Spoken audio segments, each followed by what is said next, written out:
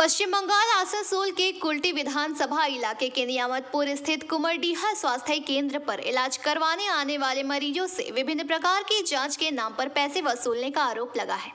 Niyamatpur ward number 59 के चबका बस्ती इलाके की रहने वाली लक्ष्मी तफदार ने कुमरडीहा स्वास्थ्य केंद्र के ऊपर यह गंभीर आरोप लगाते हुए पीबीटीवी के माध्यम से ये बातें कही। আপনারা হেলথ সেন্টারে গিয়েছিলেন, আপনি আপনার নিজের মেয়েকে, কি হয়েছিল ঘটনাটা?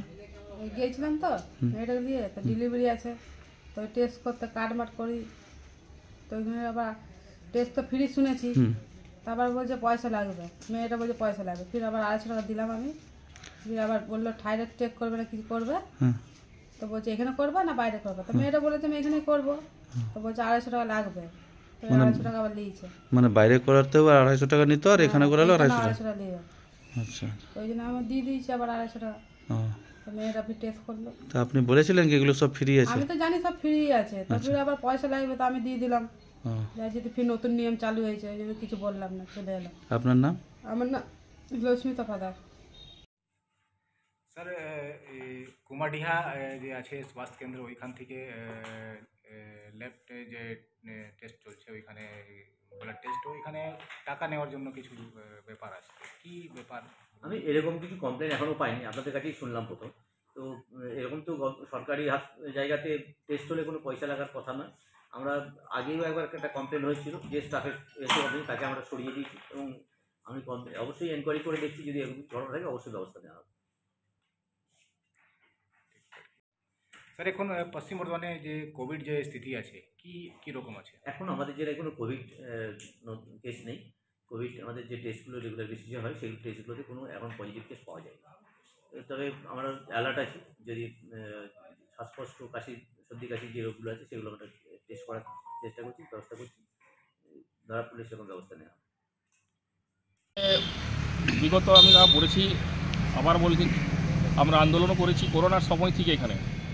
এখানে ভ্যাকসিন নেওয়াতে টাকা নেওয়া নেওয়া হতো, যারা পয়সা দিত তাদেরকে 300 টাকা 600 টাকা করে এখানে ভ্যাকসিন বিক্রি করা হয়েছে। আমরা তখন আন্দোলন করেছিলাম, আন্দোলনমুখী হয়ে আমরা কমসে কম এখানে আপনাদের মাধ্যম থেকে আমরা জয়যুক্ত হয়েছিলাম, মিডিয়ার মাধ্যম থেকে। সেখানে আমরা 10,000 মানুষকে ভ্যাকসিন দিতে পেরেছিলাম দাঁড় করিয়ে ওখানে। আর আজকে যে ঘটনাগুলো চলছে ওখানে, আপনি জানেন ওখানে মহিলা প্রস্তুতি, যে গর্ভপাতের যে মহিলারা যে ব্যবস্থা আছে 9 মাসের, সে সরকারের পক্ষ থেকে, রাজ্য সরকার থেকেও আছে, কেন্দ্র সরকার থেকেও আছে, একটা ফ্যাসিলিটি পাওয়া যায়। সেই ফ্যাসিলিটির ব্যবস্থা এখানে করা আছে। এখানে আপনাকে সিস্টেমেটিকভাবে 3 মাস 2 মাস 4 মাসে এসে ট্রিটমেন্ট করাবার সব ব্যবস্থা করা আছে। লেকিন এখানে দেখা যাচ্ছে কি, এখানে যে ডাক্তার আসছেন আর এখানে কিছু ফার্মাসিস্ট, যারা নার্স পার্সরা যারা আছে, যারা এখানে কাজ করে, তাদের কিছু সিন্ডিকেট আছে, তারা লক্ষ্মীপুর গেটের কাছে বলছে এখানে নাই বসে ওখানে বসো লক্ষ্মীপুর গেটের কাছে।